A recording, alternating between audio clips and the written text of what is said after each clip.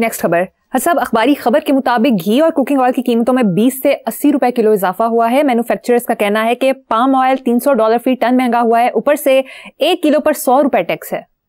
وہ یار یہاں ہر شے میں ملاوٹ ہے. گھی شی یہ کوکنگ آئل وغیرہ موسٹلی یہ کیا ہیں؟ مجھے اچھی طرح یاد ہے کہ ہمارے وہ بلی پور والے گھر میں حمید گل صاحب نے باقاعدہ ہی ٹاٹ مائی وائف کہ بیٹا سرسوں کا تیل خود نکلواؤ بنواؤ اور پھر اتنی بار اس کو بوائل کرو پھر جھاگ اترتی ہے. انہوں نے باقاعدہ کروایا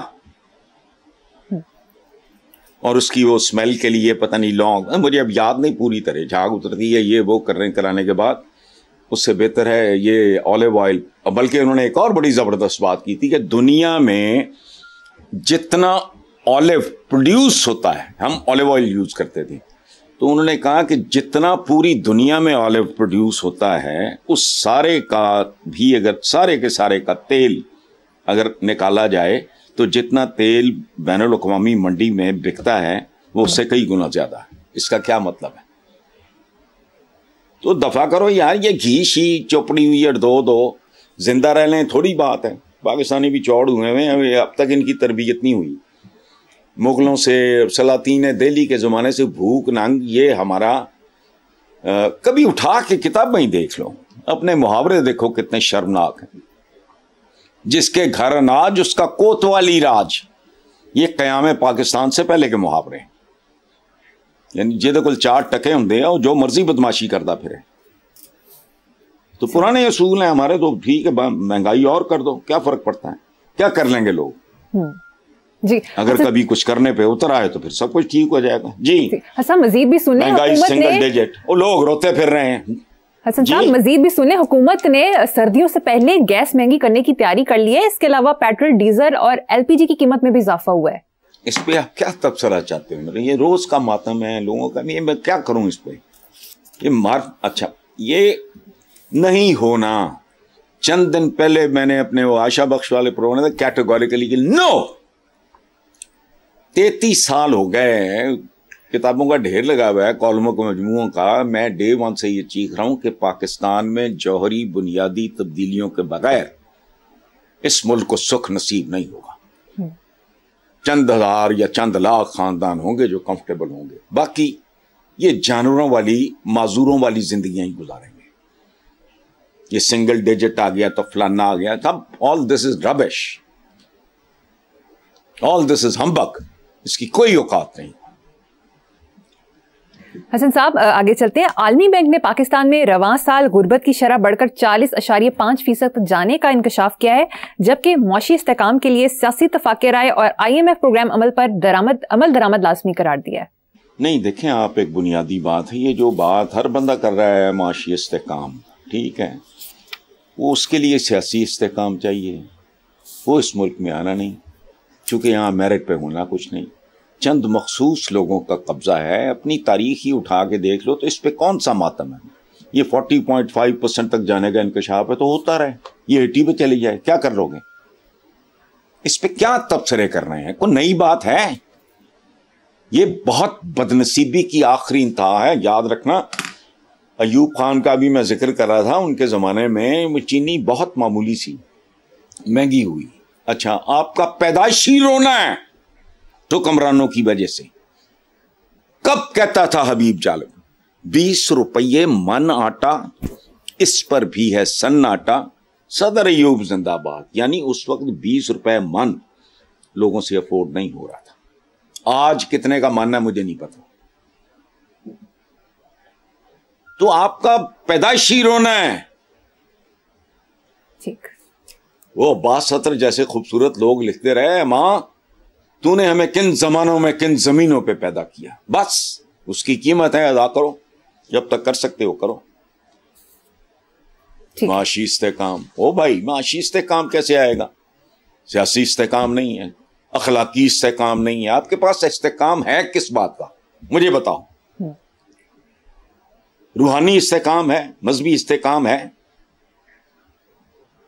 میں ہمیشہ ایک بات کرتا ہوں اور اکیلا بیٹھ کے کرتا ہوں اس بات پہ کہ اگر کوئی بندہ کیلکولیٹ کرے کہ پاکستان میں ٹوٹل مسجدیں اتنی ہیں, کیپیسٹی اتنی ہے, بھری ہوئی ہوتی ہیں, ان میں سے 10% آدمی اگر اسلام کو ظواہر کے علاوہ پریکٹس بھی کرنا شروع کر دے، لیکن نہیں، بے رحم ہیں، سنگ دل ہیں، سارا کچھ کرتے ہیں. رمضان کے مہینے میں یوٹیلیٹی سٹور سے چرائی ہوئی چینی بیچنے والے حاجی صاحب پکڑے جاتے ہیں. یار تو تمہارا ٹھیک کیا ہے؟ ٹھیک ہے حسن صاحب، مجھے یہاں پر ایک بریک لینی ہے، دیکھتے رہیے black and white. Welcome back. Hassan صاحب، پنجاب اسمبلی اجلاس میں شادی بیاہ کے موقع پر رقص و سرود پر پابندی کے معاملے پر قرارداد پیش کی گئی، جس پر اسپیکر ملک احمد خان نے ریمارکس دیے کہ اگر ڈی پی او ڈانسر کو بلائے تو آرٹ اینڈ کلچر غریب آدمی بلائے تو فحاشی کہا جاتا ہے. سبحان اللہ. احمد خان ہے تو جس طرح کا میں جانتا ہوں اس کو بہت اچھی طرح، لیکن بات اس نے ٹھیک کی ہے. بندہ وہ جیسا بھی ہو، ہر وہ چیز جو یہاں ممنوع ہے وہ دستیاب ہے. میں نے نہیں اتنا منافق معاشرہ، میں سچی بات ہے، میں امیجن بھی کرنا چاہوں تو میں نہیں کر سکتا. اشرافیہ کرتی ہے وہ ٹھیک ہے، وہی بات اگر نچلے طبقے کا کوئی بندہ کرے تو اللہ معاف کرے، اس کو سنسار کر دو. سو یہ جو بات آپ کر رہے ہو کہ وہ آرٹ اینڈ کلچر ہے، بالکل صحیح کہہ رہے ہو. یہی عام بندہ کرے تو ٹھیک ہے. دیکھو یہ ایک غیر فطری معاشرہ ہے. ذوالفقار علی بھٹو جیسے بندے نے اپنی حکومت بچانے کے لیے کون کون سے سٹیپس لیے تھے. ضیاء الحق سرکاری دفاتر میں نمازیں پڑھایا کرتا تھا. یہ جس دن یہ سوسائٹی ایک فطری قسم کا، یہ غیر فطری معاشرہ ہے، اس میں وہ سب کچھ موجود ہے جو صحت مند معاشرے میں ہونا ہی نہیں چاہیے. قدغنیں لگائی ہوئی ہیں عجیب و غریب طرح کی جوکروں کی طرح، اور اندر سے سب پتہ ہے. ہماری ایلیٹ ہر وہ کام کرتی ہے جو عوام کے لیے ممنوع، اور وہ بھی کرتے ہیں. پھر کیا ہوتا ہے؟ فلاں کی بارات میں اتنے بندے اندھے ہو گئے، کیوں؟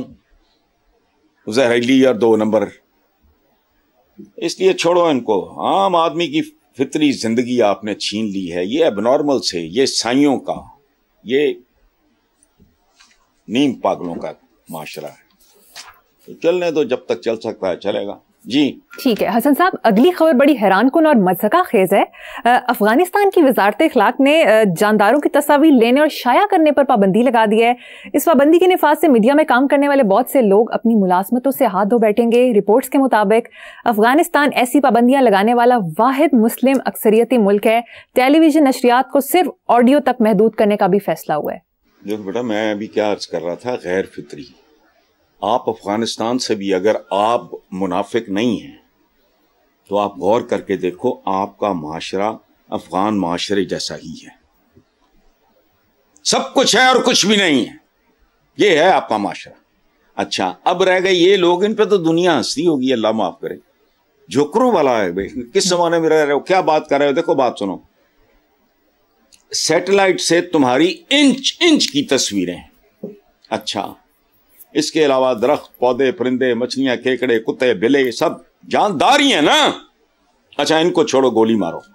ہڈی ٹوٹے گی تو ایکس رے تو اندر گھس جائے گا تمہارے. بے بیمار ہوئے گی تو ایم آر آئی.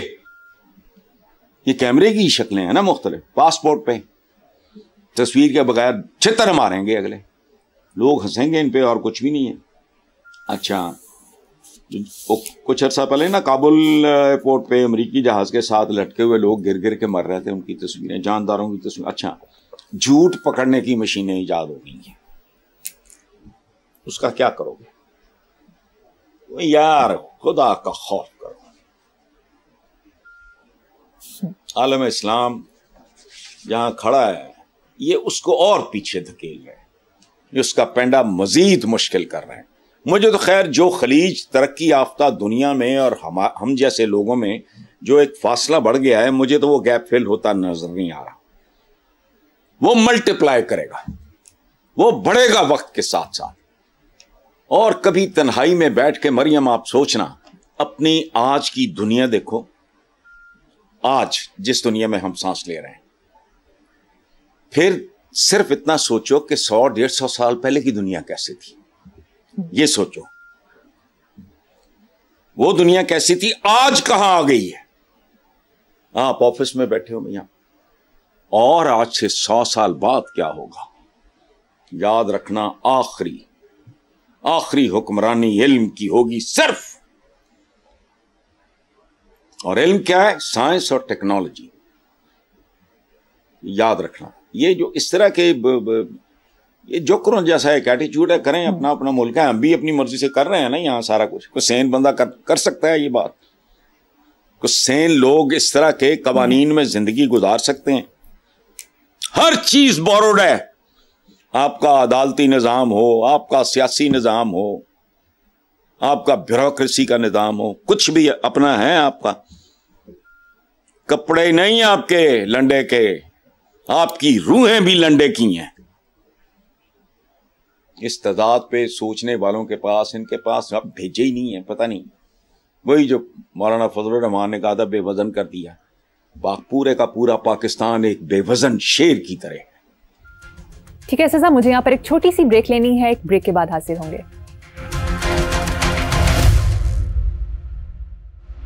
Welcome back. حسن صاحب ذرا یہ تصویر دیکھیں. ایک فلسطینی صحافی کے مطابق جب میں نے اس چھوٹی سی بچی کی تصویر لینا چاہی تو اس نے مجھے کھانے کا نوالا پیش کیا. اس کو گمان ہوا کہ شاید میں بھوکا ہوں. سبحان اللہ. بڑا شاید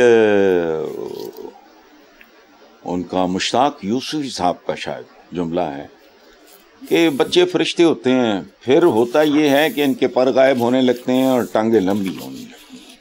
یعنی اس معصوم بچے کو تم اندازہ لگاؤ اس کا ریئیکشن یہ تصویر دیکھ کے. اچھا دوسری طرف یہ انسانی حقوق، یہ وہ ان ڈیش ڈراموں کے سر منہ پہ یہ تھپڑ بھی ہے بہت بڑا. جو کچھ ہو رہا ہے ادھر یہ غزہ وغیرہ میں، تو اس کا تو ملبہ صاف کرتے ہوئے آپ کو 20-25 سال لگیں گے. کچھ نہیں ہے زندگی میں، طاقت آخری حقیقت ہے. یہ یاد رکھنا. جس کے ہاتھ میں ڈنڈا ہے، ڈانگ ہے، علم ہے. علم بھی ڈانگ ہی ہے نا. ایک سائنس اور ٹیکنالوجی کیا ہے؟ بے جان چیز ہوتی ہے نا. ایک وہیکل، ایک گاڑی یا جہاز کیا ہے؟ لو ہے نا. علم ہے جو اس کو اٹھا کے آسمانوں پہ لے جاتا ہے. سینکڑوں سواریاں بیٹھی ہوتی ہیں. واٹ از دس؟ تو جن کے پاس طاقت ہے وہ جو چاہے کریں. ٹھیک ہے، ہمارے اپنے ملک کے اندر ڈے 1 سے یہی پریکٹس ہے. وہ پتہ نہیں کیا کہتے ہیں، تگڑے دا پتہ نہیں کنویں 100 یا کوئی اس طرح کا ایک محاورہ ہے. تو بس ٹھیک ہے.